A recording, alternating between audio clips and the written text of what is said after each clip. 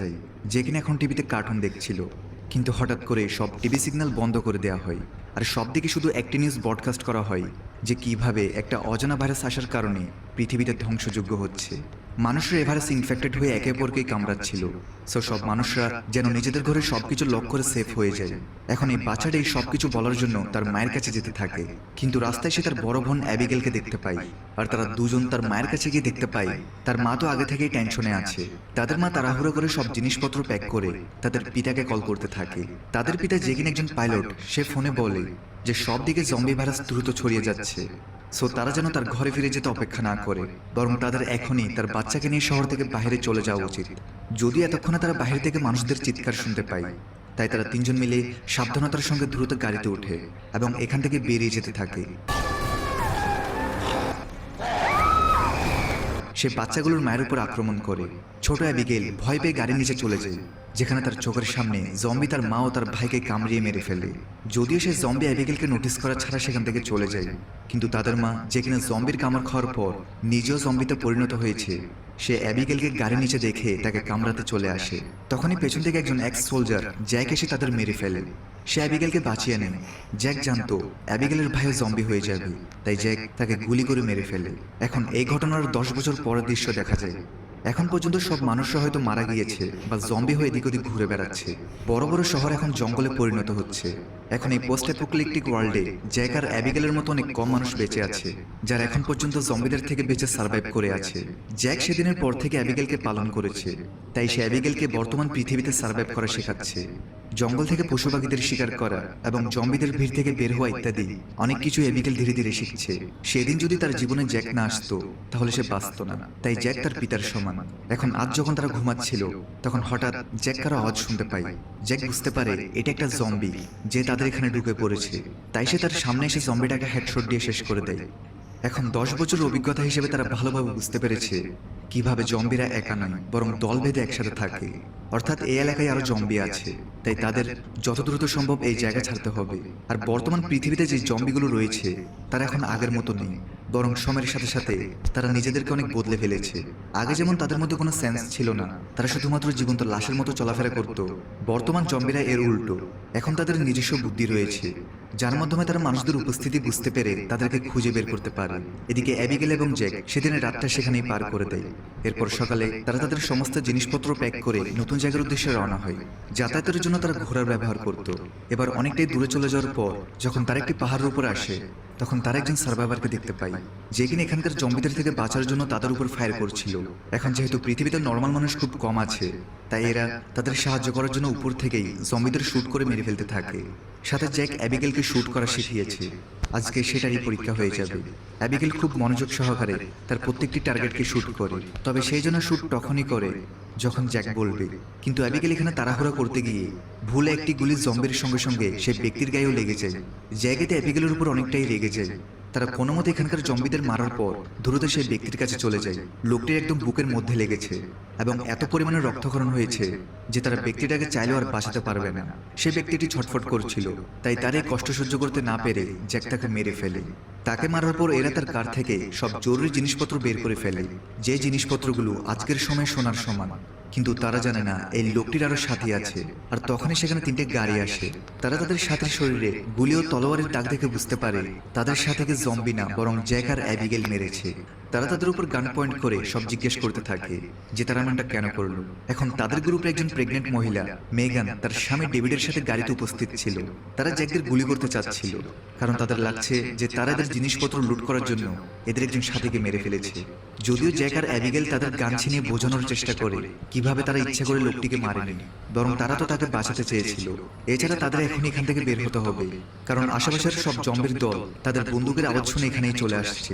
কিন্তু সেই টিমের কেউই তার কথা শুনতে চাইছিল না, বরং তারা অনবরত তাদের সঙ্গে তর্ক করছিল। কিছুক্ষণের মধ্যেই দেখা যায় যে সেখানে অনেক দ্রুত গতিতে শত শত জম্বি ধেয়ে আসছে, তবে শুধুমাত্র একদিক থেকে নয়, বরং 4 দিক থেকে। তাই তাদের এখানে পালানো ছাড়া আর কোনো রাস্তাই ছিল না।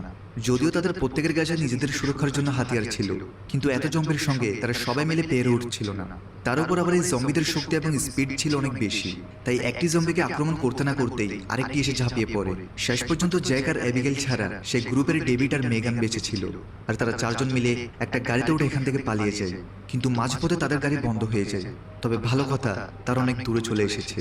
জ্যাক ডেভিড ও মেগানকে বলে তারা এখান থেকে আলাদা আলাদা হয়ে যাবে। এখন যেহেতু সেখানে তাদের গ্রুপের লোক নিজেদেরই ভুলের জন্য মারা গিয়েছে, তাই জ্যাক তাদের থেকে কিছু গান নিয়ে অ্যাবিগেলের সাথে সামনে এগোতে শুরু করে। কিন্তু কিছুক্ষণ পরে দেখা যায় যে তাদের পিছু পিছু মেগান আর ডেভিড আসছিল, অর্থাৎ তারা এখন তাদের সঙ্গেই থাকতে চাইছে। তবে জ্যাক এবং অ্যাবিগেল এতে কোনো আপত্তি জানায় না। ছোট্ট একটা ব্রেক দিয়ে আবার মূল ভিডিওতে ফিরে যাচ্ছি। গেম খেলে কেবল মজাই নয়, পাবে বিশাল এর সুযোগ। মস্টপ্লে এনেছে দারুণ অফার আর অফুরন্ত সম্ভাবনা। মস্টপ্লে বাংলাদেশ ও ভারতের সবচেয়ে মজার এবং বিশ্বাসযোগ্য গেমিং প্ল্যাটফর্ম। এখানে রেজিস্ট্রেশন করলেই পাবে 500 টাকা ফ্রি বোনাস। বন্ধুদের রেফার করে নিয়ে নাও আনলিমিটেড 12,000 টাকা বোনাস। জন্মদিনে মস্টপ্লের স্পেশাল উপহার 2,000 টাকা পর্যন্ত। ফেসবুকে রিভিউ দিয়ে পাবা 200 টাকা বোনাস। 10% সাপ্তাহিক ক্যাশব্যাক অ্যাভিয়েটর গেমে এবং 5% unlimited deposit bonus. 650% salt boost প্রতিদিন 13,000 টাকা পর্যন্ত। 30% স্পোর্টস রিলোড বোনাস 4,000 টাকা পর্যন্ত। সবচেয়ে দ্রুত ও নিরাপদে লেনদেন করতে বাংলাদেশে বিকাশ নগদ রকেট উপায় দিয়ে সহজে ডিপোজিট ও উইথড্র করা যায়। তাই এখনই পিন কমেন্টে গিয়ে মস্টপ্লে রেজিস্টার করে নাও। এআই এর সুযোগটি আর মিস করো না। এরপর তারা সবাই মিলে পায়ে হেঁটে অনেকটা পথ চলে আসার পর তারা সবাই ছোট্ট একটি টাউনের মতো জায়গাতে পৌঁছেছে, যেখানে থাকার মতো একটি জায়গা ছিল। তারা আজকের রাতটা সেখানে আশ্রয় নেয়, কিন্তু সারাদিন না খেয়ে থাকার কারণে তাদের সবার অনেক খিদে পেয়েছিল। তাই প্রথমে তারা সবাই মিলে অল্প কিছু খাবার খেয়ে নেয়। এরপর তারা যে জায়গাতে আশ্রয় নিয়েছিল, জ্যাক সেই জায়গার চারপাশে একটি ট্র্যাপ সেট করে ফেলে, যাতে করে কোনো জম্বি আসলেই ট্র্যাপের মধ্যে ফেসে যায় এবং তারা বুঝতে পারে যে এখানে কোনো জম্বি এসেছে। এরপর তারা সবাই মিলে একসঙ্গে একটা প্ল্যান করতে শুরু করে। জ্যাক তাদেরকে একটা ম্যাপ দেখিয়ে বলে কিভাবে তাদের এখান থেকে কিছুটা দূরে একটা বোট ক্যাম্পে যেতে হবে, যেখানে অনেক সার্ভাইভার একসাথে থাকে। এখন যেহেতু শীঘ্রই মেগান একটা বাচ্চাকে জন্ম দেবে, তাই তাদের সেই ক্যাম্পে যাওয়া উচিত, যেন ডেভিড ও মেগানের কিছুটা উপকার হয়। আপাতত এর চাইতে বেশি জ্যাক তাদেরকে সাহায্য করতে পারবে না। এই বলে জ্যাক সেখান থেকে চলে গেলে তার পিছু পিছু অ্যাবিগেল আসে। সে জ্যাকের উপর প্রচন্ড রেগেছিল, কারণ সে জানতো ডেভিড একা মেগানকে সেই ক্যাম্প পর্যন্ত নিয়ে যেতে পারবে না। তাই জ্যাক থেকে তাদের সাহায্য করা উচিত। জ্যাক তাকে বোঝানোর চেষ্টা করে আজকের সময় তাদের নিজেদের সিকিউরিটির ব্যাপারে ভাবা উচিত। তারা অন্য কারোর জন্য নিজেদের ঝুঁকিতে ফেলতে পারবে না। সকাল হলেই তারা ডেভিড আর মেগান থেকে আলাদা হয়ে যাবে। অন্যদিকে বাইরে প্রচন্ড বৃষ্টি হচ্ছিল, আর অনেক জম্বিরা তাদেরকে ট্র্যাক করতে করতে তাদের জঙ্গলের মাঝখানে ফেলে আসা গাড়ি পর্যন্ত চলে এসেছে। এবং এখন তারা সেদিকে আসছিল যেখানে জ্যাকরা মূলত আশ্রয় নিয়েছে, কারণ জম্বিরা এখন ছিল খুবই চালাক। মানুষ কোথায় বসবাস করে এটা তারা সহজে বুঝতে পারে। সকালবেলা অ্যাবিগেল মন খারাপ করে সে বাড়িটির ছাদে গিয়ে বসে থাকে, কিন্তু কিছুক্ষণ পরে দেখা যায় যে অ্যাবিগেলের পেছনে দুটো জম্বি এসে তার উপর অ্যাটাক করে। তবে জ্যাক অ্যাবিগেলকে সবকিছু শিখিয়ে রেখেছে, তাই সে একটা জম্বিকে মেরে আরেকটা থেকে দৌড়ে পালাতে থাকে। আর ইচ্ছা করে সে জম্বিটাকে নিজের পেছন পেছন এনে একটা কোণা থেকে তাকে নিচে ফেলে দেয়। জ্যাক খুশি ছিল যে অ্যাবিগেল ভালোভাবে শিখছে। তবে তাদের দ্রুত এখান থেকে বের হতে হবে, কারণ বাকি কিছু জম্বি দিকেই আসছে। তাদের ভাগ্য ভালো ছিল সেই জম্বিরা ট্র্যাপের মধ্যে আটকে সেখানেই শেষ হয়ে যায়, আর চারজনই এখান থেকে বের হতে সক্ষম হয়। এখানে ডেভিড অনবরত জ্যাক থেকে সাহায্য চাচ্ছিল যে সেই জন্য তাদের সেই ক্যাম্প পর্যন্ত নিয়ে যাক। আর অ্যাবিগেল আইডিয়া দেয় সে যেহেতু আগেই শহরে থাকতো, তাই সে জানে এখান থেকে কিছুটা দূরে একটা এয়ারপোর্ট আছে, যেখানে অনেক ছোট ছোট হেলিকপ্টার থাকে। সো তারা যদি সেখানে গিয়ে ভালো একটা হেলিকপ্টার পায়, তাহলে তারা সেটার সাহায্য নিতে পারবে। তবে জ্যাকের সন্দেহ হচ্ছে, প্রথমত সেখানে কোনো প্লেন বা হেলিকপ্টার ভালো অবস্থায় আছে কিনা, দ্বিতীয়ত এত বড় রিস্ক তারা এই দুজনের জন্য কেন নেবে। অ্যাবিগেল বলে তারা প্লেন নিজেদের জন্য রেখে দিবে, যেটা তাদের পরে অনেক কাজে আসবে। জ্যাক বুঝতে পেরেছে অ্যাবিগেল এই দম্পতিকে সাহায্য করা ছাড়া সামনে এগোবে না। সো না চাইতেও তারা প্লেনের জন্য সামনে এগিয়ে যায়। রাস্তায় তারা একটা গাড়ি পায়, যেটার ভেতর একটা হুইল চেয়ারের সাহায্যে তারা মেগানকে নিয়ে যেতে থাকে। আর খুবই অল্প সময়ের মধ্যেই তারা এয়ারপোর্টে পৌঁছে যায়, এবং সৌভাগ্যবশত এয়ারপোর্টের ভেতরে আসার পর তারা সেখানে একটি প্যাসেঞ্জার প্লেনও পেয়ে যায়। এতে তারা খুবই খুশি হয়, কিন্তু সেই প্লেনটি কোনোভাবে স্টার্ট হচ্ছিল না। তাই ডেভিড তখন প্লেনটিকে স্টার্ট করার চেষ্টা করছিল। অন্যদিকে জ্যাক এবং অ্যাবিগেল সেখানকার অনেক উঁচু একটি বিল্ডিং এ আসে, যেখানে বিশাল একটি ওয়াচ টাওয়ার ছিল। তারা সেখান থেকে দেখছিল যে এখানকার আশেপাশের জম্বিদের পরিস্থিতি আসলে কেমন। অন্যদিকে ডেভিড অনেক চেষ্টা করার পরেও যখন কোনোভাবে প্লেনের ইঞ্জিন স্টার্ট করতে পারে না, তখন তার নিজের প্রতি ভীষণ রাগ হয়। সে রেগে গিয়ে নিজেকে আঘাত করছিল। এদিকে ওয়াচ টাওয়ার অ্যাবিগেল একটি দূরবীনের সাহায্যে দেখতে পায় যে তাদের কাছ থেকে অনেক দূরের একটি জায়গাতে শত শত জম্বি রয়েছে, আর সেই জম্বিগুলো মূলত দৌড়ে তাদের এদিকেই আসছে। আর এই জম্বিদের সংখ্যা এতটাই বেশি ছিল যে তারা চাইলেও তাদের মোকাবেলা করতে পারবে না। সো তারা দ্রুত নিচে গিয়ে ডেভিড আর মেগানকে সতর্ক করতে থাকে যে তাদের এখান থেকে বের হতে হবে। তবে প্লেনটা এখনো স্টার্ট হয়নি। তাই জ্যাক আর অ্যাবিগেল এদিকে আসা জম্বিদের শুট করতে শুরু করে এবং একদম শেষ মুহূর্তে যখন তাদের কাছে জম্বি পৌঁছে যায় তখন প্লেনটি ফাইনালি স্টার্ট হয়। তারা 4 জন বিমানে বসে টেক অফ করতে থাকে। যদিও প্লেনটির স্পিড অনেক কম হয়, অনেক জম্বি তাদের কাছে পৌঁছে গিয়েছে। ভেতর থেকে জ্যাক প্লেনকে আঁকাবাঁকা করিয়ে তাদের থেকে বাঁচার চেষ্টা করে, তবে এরপরেও একটা জম্বি গেট পর্যন্ত পৌঁছে যায়। তবে যখনই জম্বিটি তাদের উপর আক্রমণ করতেই যাবে ঠিক তখনই জ্যাক তাকে গুলি করে নিচে ফেলে দেয়। আর ফাইনালি তারা কোনো মতে তাদের প্লেনটি টেক অফ করতে সক্ষম হয়। এরপর সেই প্লেনের মাধ্যমে তারা ক্যাম্পের দিকে যেতে থাকে, কিন্তু কিছুটা দূরে আসার পর দেখা যায় যে প্লেনটির ইঞ্জিন যেহেতু 10 বছর পুরনো ছিল, তাই এটা চালু হলে এটার মেন ইঞ্জিনের তাপমাত্রা অনেক বেড়ে যায় এবং কিছুক্ষণের মধ্যে মেন ইঞ্জিন ব্লাস্ট হয়ে ইঞ্জিন থেকে প্রচুর পরিমাণে ধোঁয়া বের হতে থাকে। জ্যাক ও তার টিমের সবাই এতে অনেক ভয় পেয়ে যায় আর হঠাৎ করে তাদের প্লেনটি নিচের দিকে ক্র্যাশ করতে শুরু করে। জ্যাক চালাকের সাথে প্লেনকে সোজা একটা গাছের উপর ক্র্যাশ করায় যেন কে আহত না হয়, আর তার প্ল্যান সফল হয়। 4 জনে সুরক্ষিতভাবে বের হয়ে যায়। যদি এখন সন্ধ্যা হয়ে আসছে, আবার দ্রুত রাত কাটানোর জন্য একটা সেফ জায়গা খুঁজতে হবে।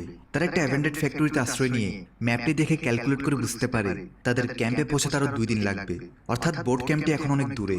তবে তারপরও জ্যাক ডেভিড ও মেগানকে জানায় যে বোট ক্যাম্প যত দূরই হোক না কেন সে অবশ্যই তাদের দুজনকে সেখানে পৌঁছে দিয়ে আসবে। জ্যাকের আসলে এখানে ডেভিড ও মেগানের প্রতি মায়া হচ্ছিল। সে নিজেকে সকলের সামনে যতটা শক্ত দেখাতে চায়, ভেতর থেকে ঠিক ততটাই নরম মনের মানুষ। এরপর জ্যাক মেগানকে কিছু খাবার খেতে দেয় এবং সে মেগানকে বলে তার এমন ব্যবহারের পেছনে অনেক মর্মান্তিক কারণ রয়েছে, আর তা হচ্ছে যে আজ থেকে প্রায় 10 বছর আগে যখন পুরো পৃথিবীতে জম্বি ভাইরাস ছড়িয়ে পড়েছিল, তখন তার জীবনে শুধুমাত্র তার ওয়াইফই ছিল। আর জ্যাক ভাইরাসটির খবর পেয়ে দ্রুত তার ওয়াইফকে বাঁচাতে যায়, কিন্তু সে তার ওয়াইফের কাছে পৌঁছানোর আগেই তার ওয়াইফ তখন পুরোপুরিভাবে একটি জম্বিতে পরিণত হয়ে গিয়েছে। তার ওয়াইফ জ্যাকের উপরে আক্রমণ করতে আসছিল, আর এক পর্যায়ে বাধ্য হয়ে তাকে তার ওয়াইফকেই মেরে ফেলতে হয়। সেটা ছিল তার জীবনের সবচেয়ে ভয়ানক ঘটনা। তারপর থেকে সে নিজেকে কোনোভাবে ক্ষমা করতে পারছিল না। সবসময় তার নিজেকে পশুর মতো মনে হতো। তবে যখন থেকে তার জীবনে অ্যাবিগেল আসে, তারপর থেকে সে আস্তে আস্তে নিজেকে বদলে ফেলে। সে যেন শুধুমাত্র অ্যাবিগেলের জন্যই বাঁচতে শুরু করে। অ্যাবিগেল এখন তার জন্য সবকিছু, তাই সে কোনোভাবে অ্যাবিগেলকে কোনো ধরনের বিপদে ফেলতে চায় না। সে তাকে সুরক্ষিত রাখার জন্য সবকিছুই করতে প্রস্তুত। ওদিকে মেগানের স্বামী ডেভিড একটা জায়গায় গিয়ে গানকে নিজের মাথায় রেখে নিজেকে শেষ করার সিদ্ধান্ত নেয়। আর এখান থেকে রিভিল হয় আসলে তার থেকে তো আগে থেকেই একটা জম্বির আচরণ লেগেছে, তাই সে জম্বিতে পরিণত হচ্ছে। যদিও সে আচরণটা অনেক ছোট ছিল, তাই তার পরিবর্তনের হার খুবই ধীরে ছিল। যদিও সে নিজেকে মারে না, বরং সিদ্ধান্ত নেয় সে তার স্ত্রী মেগানকে ক্যাম্প পর্যন্ত নিয়ে গিয়ে সরে যাবে। তারপর সে নিজেকে শেষ করে দিলে হয়তো একটু শান্তিতে মরতে পারবে। আর যদি তার আগে সে জম্বিতে কনভার্ট হয়ে যায়, তাহলে সে সঙ্গে সঙ্গে নিজেকে সেখানেই শেষ করে দিবে। এবার পরের দিন সকাল হয়ে গেলে তারা সেই ফ্যাক্টরি থেকে বেরিয়ে সে ক্যাম্পের উদ্দেশ্যে রওনা হয়। তারা নিরিবিলি একটি জঙ্গলের মাঝখান দিয়ে হাঁটছিল। তবে এদিকে ডেভিডের শরীরের কন্ডিশন আস্তে আস্তে খারাপ হয়ে যাচ্ছিল। তার হাঁটতে অনেক কষ্ট হচ্ছিল। তারপরে সে তার ইনফেক্টেড হয়ে যাওয়ার বিষয়টি সকলের কাছ থেকে লুকিয়ে রাখে। তবে কেউই এই ব্যাপারটি বুঝতে না পারলেও জ্যাকের ডেভিডের উপর সন্দেহ হচ্ছিল যে ডেভিড হয়তো তাদের কাছ থেকে কিছু লুকাচ্ছে। তাই অ্যাবিগেল যখন মেগানকে নিয়ে একটু সামনের দিকে চলে যায়, তখন ডেভিড পেছন থেকে জ্যাককে টেনে অন্যদিকে নিয়ে আসে। জ্যাক বলে, আমি তোমাকে দেখতেই বুঝে ফেলেছি তুমি জম্বিতে পরিণত হচ্ছ।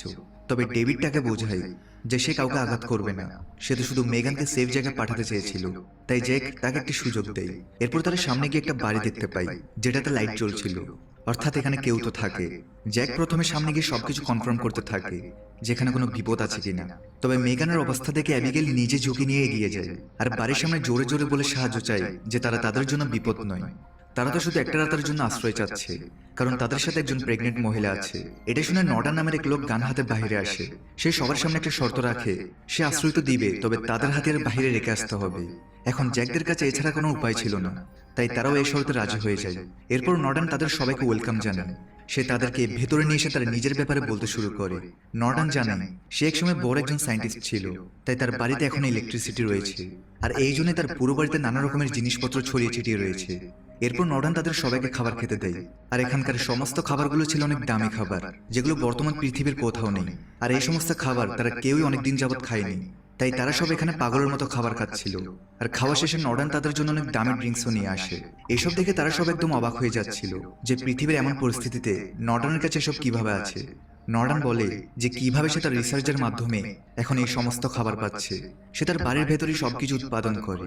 নর্ডান আরো জানায় যে জম্বি ভাইরাস আসার আগে সে বাড়িটিতে চলে এসেছিল, কারণ মানুষের কোলাহল তার একদমই পছন্দ ছিল না। তাই সে ইচ্ছা করে এই গভীর জঙ্গলে তার বাড়ি করে অনেক বছর ধরে বসবাস করছে। আর জম্বি ভাইরাস আসার পরেও তার জীবনে তেমন একটা পরিবর্তন ঘটেনি, বরং সে জম্বি ভাইরাসকে অনেক পজিটিভ ভাবে দেখছে, কারণ মানুষ অনেক বেশি স্বার্থপর হয়ে উঠেছিল। তারা নিজেদের স্বার্থের জন্য একে অপরকে বিনা কারণেই মেরে ফেলত। এমনকি মানুষ নিজেদের স্বার্থের জন্য পৃথিবীর ক্ষতি করে আসছিল। সো জম্বি ছড়িয়ে পড়ার কারণে এখন আবারও চারদিকে সবুজ শ্যামল পরিবেশ তৈরি হচ্ছে, সবকিছু পিওর হয়ে যাচ্ছে। এখানে নর্ডানের অনুযায়ী জম্বি মানুষদের আপডেট ভার্সন। তারা উন্নয়নের জন্য লড়াই করে না, বরং নিজেদের খাবারের জন্য লড়াই করে। এখন বাঘেরা নর্ডানের কথা শুনে রেগে আছে যে একজন মানুষ কিভাবে এমন পৃথিবীকে ভালো বলতে পারে। তবে তাদের এখানে শুধু একটি রাত কাটাতে হবে, তাই তারা তেমন কিছু বলে না। এখন ডেভিড বাহানা বানিয়ে বাথরুমে যায়, কারণ এতক্ষণে জম্বি ভাইরাসটা তার পুরো শরীরে ছড়িয়ে পড়েছে। ডেভিড আবার স্বাভাবিক হয়ে ফিরে আসে, কিন্তু সারপ্রাইজিংলি এখানে তার 3 সাথী অজ্ঞান হয়ে রয়েছে, আর তাদের সামনে দাঁড়িয়ে আছে নর্ডান। ডেভিড অনেকটাই ভয় পেয়ে যায়। এদিকে নর্ডান বলতে থাকে সে এখন তাদের উপর তার নতুন ইনভেশন ট্রাই করবে। নর্ডান তার হাতের মধ্যে বিশেষ এক ধরনের ডিভাইস পড়েছিল, আর এই ডিভাইসটির মাধ্যমে সে জম্বিদেরকে কন্ট্রোল করে। এখানে ডেভিড যেহেতু একজন হাফ জম্বি ছিল, তাই সেও সেই ডিভাইসটির কারণে নর্ডানের কিছুই করতে পারে না, এমনকি সে নর্ডানের কাছে পর্যন্ত যেতে পারে না। নর্ডান আসলে অনেক বছরের রিসার্চের মাধ্যমে এই ডিভাইসটি বানিয়েছে, যেটাতে এক ধরনের রেডিয়েশনের মতো পার্ট ছিল, যেটার কারণে জম্বির এই ডিভাইসটি কাছে আসতে পারে না।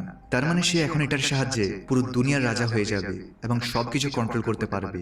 সে 4 জনকে বেসমেন্টে বেঁধে রাখে, আর কিছুক্ষণ পরে যখন সবার হুঁশ আসে, তখন নর্ডান তাদের রিভিল করে যে কিভাবে তার ওয়াইফ অনেক আগেই জম্বি হয়ে গিয়েছে।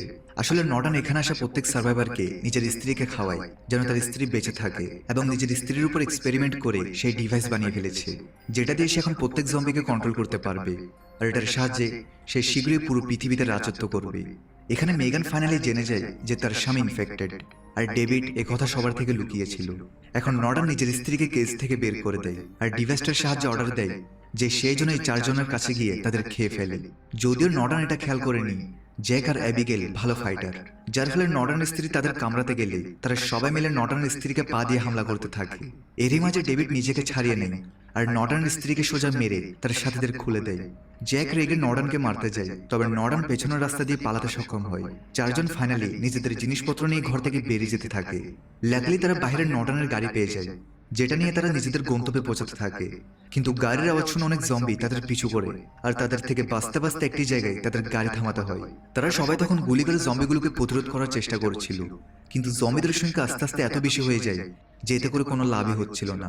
তাই ডেভিড তখন তার দিকে জম্বিদেরকে আকৃষ্ট করার সিদ্ধান্ত নেয়, আর সে বাকিদেরকে সেখান থেকে পালিয়ে যেতে বলে, কারণ সে তো এমনিতেই জম্বিতে পরিণত হয়ে যাবে। কিন্তু এমন সময় তার পেছন থেকে একটা জম্বি এসে তাকে সেখানে মেরে ফেলে। জ্যাক তখন মেগানকে কোলে নিয়ে সামনের দিকে এগিয়ে যায়, আর অ্যাবিগেল জম্বিদেরকে থামানোর চেষ্টা করছিল। আর এভাবে প্রায় অনেকটা রাস্তা দৌড়ে আসার পর তারা সে বোট ক্যাম্পের একদম কাছে চলে আসে। এরপর জ্যাক এবং অ্যাবিগেল চিৎকার করে সেখানকার সোলজারদের কাছে সাহায্য চায়, কারণ তাদের পিছনে অনেক জম্বির দিকে আসছিল। সোলজাররাও কিছুক্ষণের মধ্যেই তাদের আওয়াজ শুনতে পায়। বোট ক্যাম্পে 2 জন স্ন্যাপার ছিল, আর তারা দূর থেকে জম্বিদেরকে প্রতিরোধ করতে থাকে। আর সে বোট ক্যাম্পের মাঝখানে একটি নদী থাকার কারণে একটি বোট তাদেরকে নিতে আসে, যার ফলে ফাইনালি 3 জনই ক্যাম্পে ঢুকে পড়ে। এখানকার সার্ভাইভারের একটি জায়ান্ট শিপে থাকে, এখানে মেগানের ডেলিভারিও করানো যাবে। সকাল হতেই সেই সায়েন্টিস্ট নর্ডানকে দেখা যায়, যে কিনা আশেপাশের মৃত জম্বিদের দেখে অনেক রেগে ছিল। জ্যাকদের গ্রুপ তার স্ত্রীর সাথে সব জম্বিদের মেরে যাচ্ছে, যার সাহায্যে নর্ডান দুনিয়া রাজত্ব করার স্বপ্ন দেখত। নর্ডান এখন বাকি জম্বিদের কাছে গিয়ে তাদের কন্ট্রোল করে, যেন সে তাদের সাথে ক্যাম্পে হামলা করতে পারে। অন্যদিকে জ্যাক এই ক্যাম্পের লিডারকে থ্যাঙ্কস বলে, কারণ সে মেগানকে অনেক সুযোগ সুবিধা দিচ্ছে। জ্যাক মেগানকে বলে তাদের মিশন সম্পূর্ণ হয়েছে, তাই তারা কাল সকাল হতে এখান থেকে চলে যাবে, কারণ সে অ্যাবিগেলকে এই ক্যাম্পে রেখে দুর্বল বানাতে চায়। যদিও অ্যাবিগেল এতে রাগ করে, কারণ সে এখানেই থাকতে চায়। এমনিতেও গত 10 বছরে সে জ্যাকের সাথে এদিক ওদিক ঘুরে বেড়াচ্ছে। এখন তারা যখন তর্ক করছিল, ঠিক সেই সময় একজন মহিলা এসে রিভিল করে কিভাবে মেগান ফাইনালি একটা হেলদি বাচ্চাকে জন্ম দিয়েছে, কিন্তু তার নিজের শারীরিক অবস্থা খুবই খারাপ, আর তার সন্ধ্যা পর্যন্তই বাঁচার সম্ভাবনা আছে। জ্যাক মেগানের সাথে দেখা করে, যেখানে মেগান খুশি ছিল যে তার বাচ্চা এই দুনিয়াকে দেখতে পাবে, আর সে মারা যাওয়ার আগে তার বাচ্চার দায়িত্ব জ্যাককে দিয়ে যায়। ওদিকে অ্যাবিগেলের সাথে ক্যাম্পের বাকিদের বন্ধুত্ব হচ্ছে, আর একটা ছেলে অ্যাবিগেলকে একটা এমার্জেন্সি রাস্তা দেখায়। যদি কখনো এখানে জম্বি অ্যাটাক হয়ে যায়, তাহলে সবাই এই রাস্তা দিয়ে বের হতে পারবে। এখন সকাল হতে হতে নর্ডান সব জম্বিদের ডিভাইসের সাহায্যে শিপের মধ্যে নিয়ে আসে, আর তার অর্ডার দিতেই জম্বিরা ক্যাম্পের সব মানুষদের কামড়াতে শুরু করে। জ্যাক এবং অ্যাবিগেল দুজনে মিলে শিপের সার্ভাইভারদের বের করছিল। নর্ডান যে তাদের পিছু করে এখানে পৌঁছেছে, সে অ্যাবিগেলকে পাঞ্চ মেরে দেয়, আর জম্বিদের জ্যাকের দিকে যেতে বলে, যার ফলে জ্যাক একটা গর্তে পড়ে যায়। তবে সে আহত হওয়ার শর্তেও জম্বিটাকে মেরে দেয়। নর্ডান সেখানে এসে জ্যাককে মারতে থাকে, যদিও জ্যাকের অন্য প্ল্যান ছিল। সেই সুযোগ বুঝে নর্ডানকে একটা পাঞ্চ মেরে দেয়, আর তার হাতে থাকা ডিভাইসটাতে আঘাত করে, যেন সে জম্বিকে কন্ট্রোল করতে না পারে। আর অনেকবার সেটাতে আঘাত করার পর ফাইনালি ডিভাইসটা নষ্ট হয়ে যায়। সব জম্বিরা যাদেরকে নর্ডান এখানে এনেছে, তারা সবাই নর্ডানের উপরই অ্যাটাক করে তাকে শেষ করে দেয়। ওদিকে জম্বি থেকে পালানোর সময় একটা জম্বির হাতে অ্যাবিগেল নিজের নামের ব্যান্ড দেখে, আর সেই জম্বিটার পকেটে থাকা ফটো দেখে সে বুঝতে পারে এটা তো তার আসল পিতা, যে কিনা 10 বছর আগে তাদের শহর ছেড়ে চলে যেতে বলেছিল। তবে এখন সে মানুষ নয়, বরং জম্বি। যাই হোক, অ্যাবিগেল এগুলো ইগনোর করে সবাইকে নিয়ে বাংকার থেকে বাইরে চলে আসে। আর তখনই পুরো শিপকে ব্লাস্ট করে দেওয়া হয়। যদিও অ্যাবিগেলের পিতা অ্যাবিগেলের পেছন পেছন চলে আসে, আর জ্যাক ও অ্যাবিগেলের পিতার মধ্যে লড়াই শুরু হয়। এখন অ্যাবিগেলের কাছে একটা গান ছিল, আর তার সামনে তার আসল পিতা, যে এখন জম্বি হয়ে গিয়েছে, সে এখন তার পিতার সমানকে কামড়ানোর চেষ্টা করছে। তো এখন অ্যাবিগেল কোনো কিছু ভাবা ছাড়া জ্যাককে বাঁচানোর জন্য তার আসল পিতাকে গুলি করে দেয়, যেটা সেম 10 বছর আগে জ্যাক থেকে তার স্ত্রীর সাথে করতে হয়েছিল। এখন এরা দুজন সিদ্ধান্ত নেই, যতক্ষণ না ক্যাম্পের সার্ভাইভাররা নিজেদের নতুন ঠিকানা বের করতে পারে ততক্ষণ এরা তাদের সাথেই থাকবে। আর এই হ্যাপি এন্ডিং এর মাধ্যমে এই মুভির এখানে